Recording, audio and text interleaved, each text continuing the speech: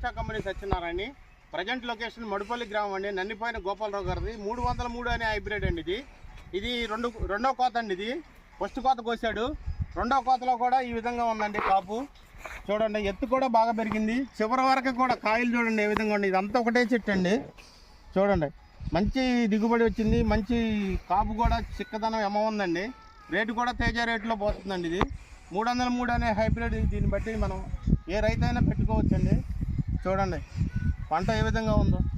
ఇది రెండో కోత అండి. రెండో కోత కంప్లీట్ అయినా కానీ మూడో కోత మళ్ళీ పచ్చికాయ ఉందండి. మూడో కోత మళ్ళీ ఒక 7-8 గంటలు పచ్చికాయ ఉంది. ఇది మళ్ళీ తర్వాత కొయ్యాలి. ఇది రెండో కోత ఇప్పుడు కోసేస్తున్నాడు, ఆల్రెడీ అయిపోవచ్చింది. చూడండి ఏ విధంగా ఉందో.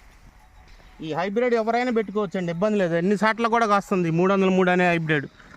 చాలా మంచి వెరైటీ అండి. చూడండి ఏ విధంగా గుత్తులు కాసింది. ఎక్కడ పడితే అక్కడ నల్లి కానీ ఎఫెక్ట్ ఏం కనబడతల్లా. తాలుగాయ శాతం కూడా చాలా తక్కువ ఉందండి. చూడండి, చెట్టు మీదే ఎండిపోయిందండి. ఇది కోపియడం కొంచెం లేట్ అయింది. ఇంతకు ముందు కోపించినట్టయితే బాగుండేది. దీనికి ఇంకా వాటర్ లేకపోయినా తట్టుకుందండి, మొండి వెరైటీ. చూడండి పచ్చికాయ కూడా ఉంది, ఏ విధంగా ఉందో చూడండి. ఇదంతా కూడా కాయే. ఇవన్నీ కూడా దిగుబడి 40 తగ్గదండి ఎట్టి పరిస్థితుల్లో కూడా. చూడండి ఏ విధంగా ఉందో. సో యావత్ రైతు సోదరులు ఈ వెరైటీని చూసుకోవాలని కోరుతున్నాను. చూడండి పచ్చికాయ ఏ విధంగా ఉందో చూడండి. ఇది ఇంత పచ్చికాయ. ఇప్పుడు మళ్ళీ మూడో కోతకు ఉంది. ఇప్పుడు రెండో కోత అయిపోతుంది. ఇదంతా పచ్చికాయ అండి. పచ్చికాయ చూడండి ఎంత ఉందో పచ్చికాయ. చాలా మంచి హైబ్రిడ్ అండి. ఓకే.